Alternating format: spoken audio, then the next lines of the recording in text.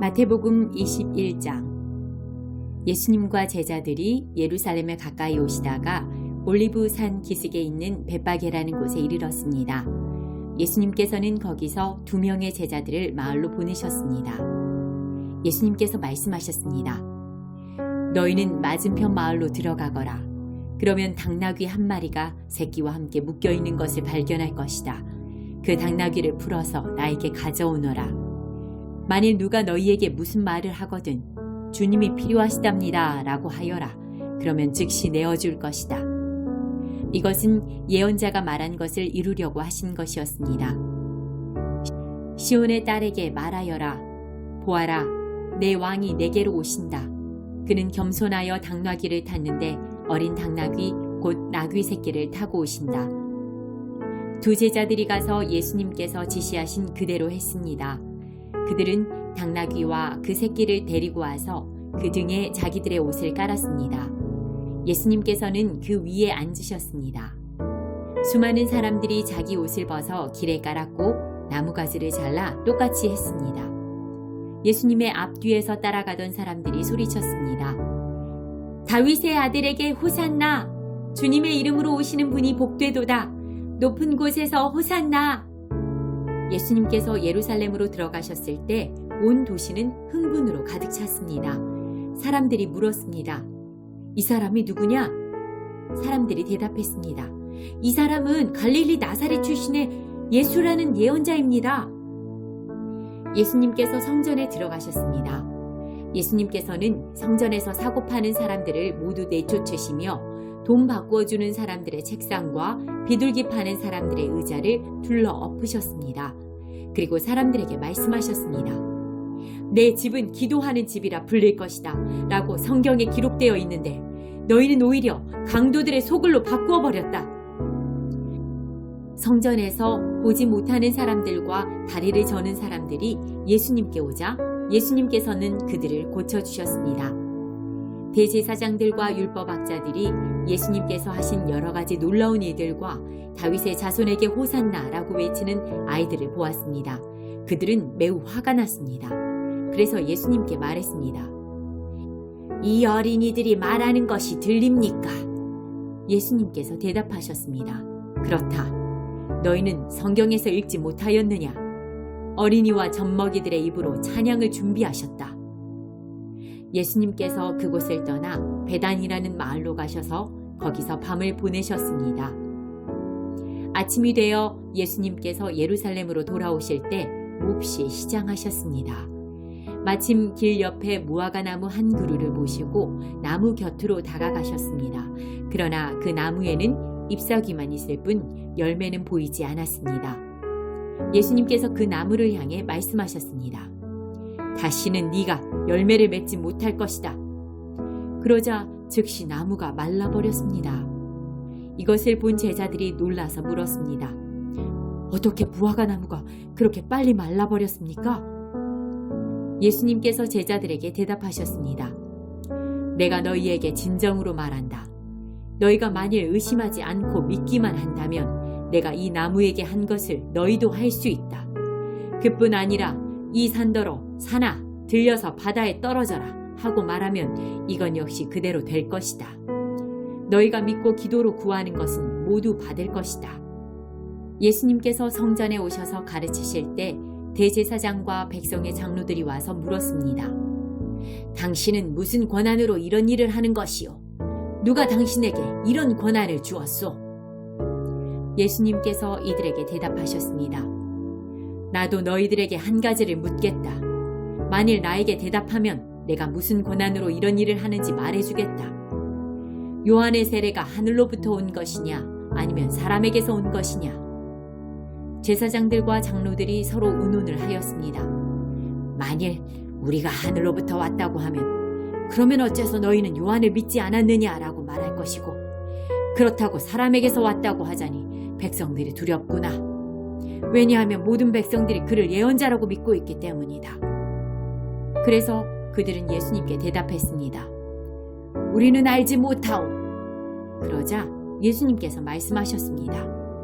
그러면 나도 너희에게 내가 어떤 권한으로 이런 일들을 하는지 말하지 않겠다. 너희는 어떻게 생각하느냐? 어떤 사람에게 두 아들이 있었다. 그가 첫째 아들에게 가서 말했다. 아들아, 오늘은 포도밭에 가서 일해라. 그 아들은 싫습니다. 라고 대답했다. 그러나 나중에 마음을 바꾸고 포도밭으로 갔다. 이번에는 둘째 아들에게 가서 아까와 같이 똑같이 말했다. 둘째 아들은 대답했다. 예, 그렇게 하겠습니다. 그러나 실제로는 가지 않았다. 두 아들 가운데서 누가 아버지의 뜻대로 행하였느냐? 그들이 대답했습니다. 첫째 아들입니다. 예수님께서 그들에게 말씀하셨습니다. 내가 너희에게 진정으로 말한다. 세리와 창녀들이 너희보다 먼저 하나님의 나라에 들어갈 것이다. 요한이 올바른 길로 너희에게 왔으나 너희는 그를 믿지 않았다. 그러나 세리와 창녀들은 그를 믿었다. 너희는 이것을 보고도 여전히 회개하지 않고 그를 믿지 않았다. 다른 비유도 잘 들어보아라. 어떤 밭주인이 있었다. 그가 포도밭을 일구고 담장을 두르고 포도즙을 짤 구덩이를 파고 망대를 세웠다. 그리고 포도밭을 농부들에게 빌려주고 여행을 떠났다. 추수할 때가 다가오자 주인은 농부들에게 종을 보내어 자기 몫의 수확을 받아오게 했다. 그러나 농부들은 그 종들을 잡아서 하나는 때리고 하나는 죽이고 또 하나는 돌로 쳐 죽였다. 그 주인은 처음보다 더 많은 종들을 그들에게 보냈다. 그러나 농부들은 그 종들에게 똑같은 짓을 했다. 결국 주인은 자기 아들을 농부들에게 보냈다. 그는 농부들이 내 아들은 존중할 것이다 라고 생각했다. 그러나 농부들은 아들을 보며 서로 말했다. 이 아들은 상속자니 이 사람을 죽이고 유산을 가로채자. 농부들은 그 아들을 잡아 포도밭 밖으로 끌고 가서 죽였다. 그렇다면 포도밭 주인이 왔을 때 이 농부들을 어떻게 하겠느냐? 그들이 예수님께 대답했습니다. 그 못된 농부들을 죽일 것입니다. 그리고 그 포도밭은 제때에 수확한 것을 바칠 수 있는 다른 농부들에게 빌려줄 것입니다. 예수님께서 그들에게 말씀하셨습니다. 성경에서 이 말씀을 읽지 못하였느냐? 건축자가 버린 돌이 모퉁이의 머릿돌이 되었다. 이것은 주님께서 하신 일이니 우리 눈에 놀라운 일이다. 그러므로 내가 너희에게 말한다. 하나님께서는 하나님의 나라를 너희에게서 빼앗아 열매를 맺는 민족에게 주실 것이다. 이 돌 위에 떨어진 사람은 깨어질 것이며 또한 이 돌이 사람 위에 떨어지면 그는 산산조각이 날 것이다. 대제사장들과 바리새파 사람들은 예수님의 이 비유를 듣고 자신들을 두고 하시는 말씀이라는 것을 알았습니다. 그들은 예수님을 체포하고 싶었지만 사람들이 두려웠습니다. 왜냐하면 사람들은 예수님을 예언자로 생각하고 있었기 때문입니다. 마태복음 22장. 예수님께서 사람들에게 다른 비유를 들어 말씀하셨습니다. 하늘나라는 아들의 결혼잔치를 마련한 왕에 빗댈 수 있다. 왕이 종들을 보내어 잔치에 초대한 사람들을 모셔오게 했다. 그러나 이들은 오려고 하지 않았다. 그러자 왕은 다시 다른 종들을 보내며 말했다. 초대받은 사람들에게 잔치가 준비되었다고 말해라. 소와 살진 송아지도 잡았고 모든 것이 다 준비되었으니 어서 결혼잔치에 오라고 하여라. 그러나 사람들은 종들의 말을 듣지 않고 제 갈 길로 갔다. 어떤 사람은 밭에 나갔고 어떤 사람은 장사하러 나갔다. 나머지 사람들은 종들을 잡아다가 그들을 모욕하고 죽였다. 왕은 매우 화가 났다. 그는 군사를 보내어 살인자들을 죽였다. 그리고 온 도시를 불태워버렸다. 그리고 자기 종들에게 말했다. 결혼잔치가 준비되었으나 초대받은 사람들은 자격이 없다. 너희는 큰 길에 가서 너희가 만나는 사람마다 결혼잔치에 초대하여라. 종들은 거리에 나가 만나는 사람들이 좋은 사람이건 나쁜 사람이건 가리지 않고 불러들였다. 그래서 결혼잔치 마당은 잔치 손님들로 가득 찼다. 왕이 그들을 보러 들어왔다가 결혼잔치 예복을 입지 않은 사람을 보았다. 그 사람에게 왕이 말했다. 친구여, 결혼잔치 예복을 입지 않고 어떻게 여기에 들어왔는가? 그 사람은 아무 말도 하지 못했다. 왕이 종들에게 말했다. 이 사람의 손과 발을 묶어서 바깥 어두운 곳에 던져버려라. 그곳에서 슬피 울고 고통스럽게 이를 갈 것이다. 초대받은 사람은 많으나 선택된 사람은 적다. 그때 바리새파 사람들이 가서 예수님의 말씀을 트집잡아 예수님을 함정에 빠뜨리려고 공모했습니다. 그들은 자기들의 제자들을 헤롯 당원들과 함께 예수님께 보냈습니다. 이들이 말했습니다. 선생님, 우리는 선생님이 진실한 분이며 하나님의 길을 올바르게 가르치시며 사람의 얼굴을 보지 않으심으로 아무에게도 치우치지 않으신다고 생각합니다. 선생님이 생각하시는 것을 우리에게 말씀해 주십시오. 가이사에게 세금을 바치는 것이 옳습니까? 옳지 않습니까? 예수님께서는 이 사람들의 악한 생각을 아셨습니다. 그래서 말씀하셨습니다.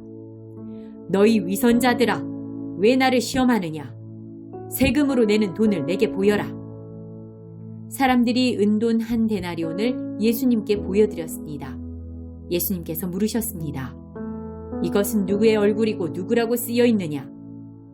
사람들이 대답했습니다. 가이사의 것입니다. 그러자 예수님께서 그들에게 말씀하셨습니다. 가이사의 것은 가이사에게 주어라. 그리고 하나님의 것은 하나님께 바쳐라. 사람들이 예수님의 말씀을 듣고 놀랐습니다. 그리고 예수님께로부터 떠나갔습니다.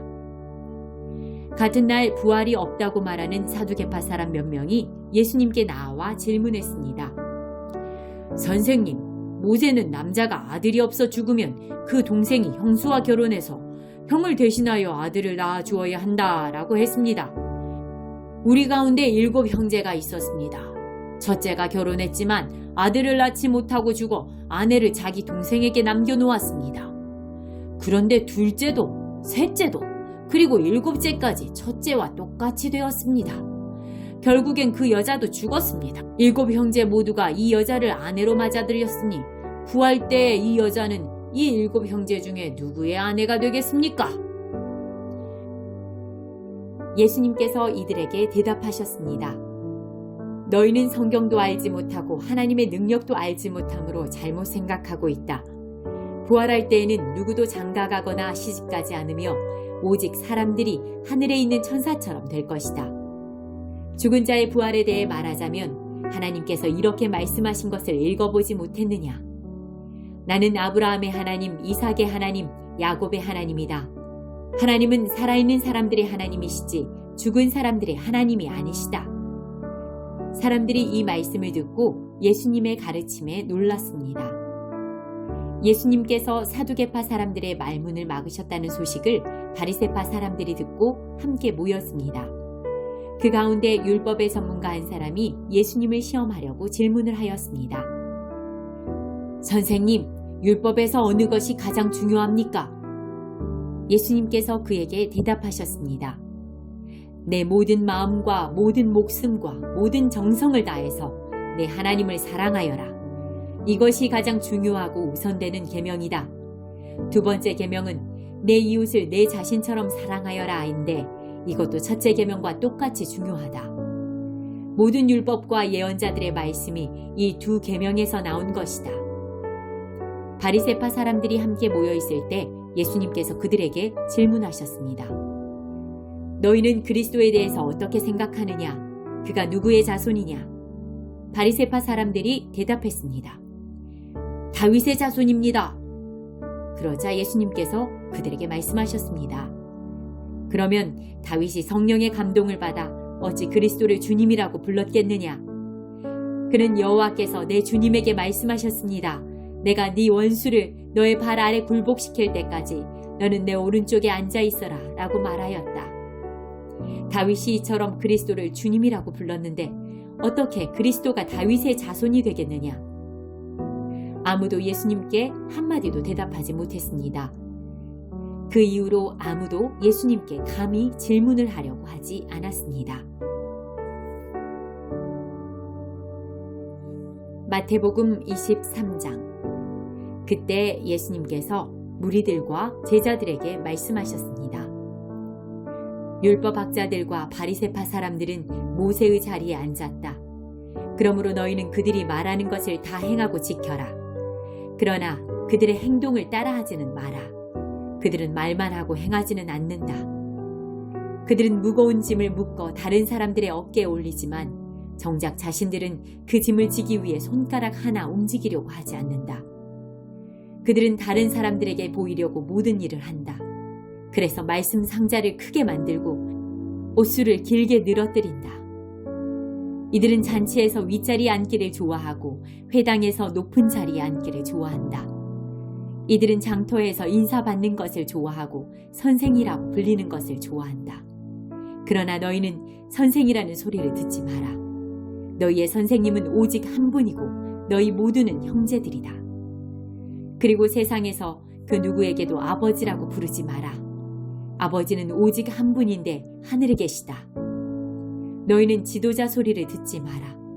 너희의 지도자는 오직 한 분뿐인 그리스도시다. 너희 가운데 큰 자는 너희의 종이 될 것이다. 누구든지 자신을 높이는 사람은 낮아질 것이고 낮추는 사람은 높아질 것이다. 율법학자와 바리새파 위선자들이여, 너희에게 화가 있다. 너희는 사람들 앞에서 하늘나라의 문을 막는다. 너희가 들어가지 않으면서 다른 사람들도 들어가지 못하게 막는다. 율법학자와 바리새파 위선자들이여, 너희에게 화가 있다.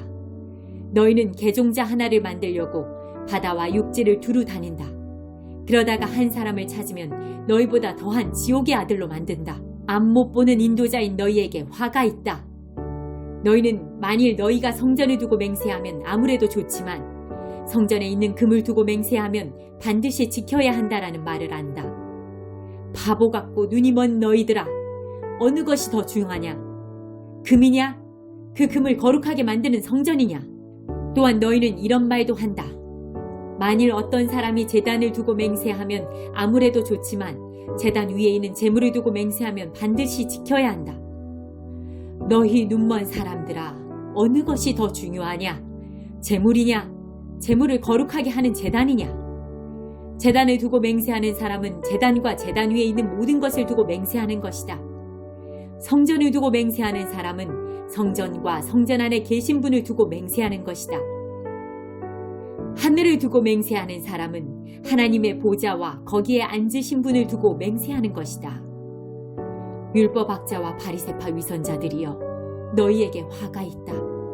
너희는 박하와 향료와 나무 뿌리에 11조까지 드리면서 정의, 자비, 믿음과 같은 율법의 더 중요한 부분은 무시한다. 11조도 중요하지만 더 중요한 일을 무시해서는 안 된다. 눈이 먼 너희여, 너희는 모기는 걸러내어도 낙타는 삼켜버린다. 율법학자와 바리새파 위선자들이여, 너희에게 화가 있다. 너희가 잔과 접시의 겉을 깨끗하게 하지만 그 안에는 탐욕과 방종이 가득 차 있다. 너희 눈먼 바리새파 사람들이여, 먼저 잔과 접시의 안을 깨끗하게 하여라. 그래야 겉도 깨끗해질 것이다. 율법학자와 바리새파 위선자들이여, 너희에게 화가 있다. 너희는 하얗게 칠한 무덤과 같다. 겉은 아름다워 보이지만 그 안은 시체들의 뼈와 온갖 더러운 것들로 가득 차 있다. 너희가 겉으로는 사람들에게 의롭게 보이지만 속에는 위선과 악이 가득하다. 율법학자와 바리새파 위선자들이여, 너희에게 화가 있다. 너희는 예언자들의 무덤을 만들고 의인의 묘비를 꾸미면서 만일 우리가 우리 조상들이 살았던 때에 살았더라면 우리는 예언자의 피를 흘리는데 함께하지 않았을 것이다 라고 말한다. 그러나 너희는 예언자들을 죽인 살인자들의 자손이라는 것을 스스로 나타내고 있구나. 그러므로 너희는 너희 조상들의 악한 일을 마저 채워라. 뱀들아, 너희 독사의 자식들아, 지옥의 심판을 너희가 어떻게 피할 수 있느냐. 그러므로 내가 너희에게 예언자와 지혜 있는 사람과 율법학자들을 보낸다. 너희는 이 사람들 가운데서 몇 명은 죽이고 십자가에 못 박고 몇 명은 회당에서 때릴 것이다. 그리고 이 마을에서 저 마을로 뒤쫓으며 박해할 것이다.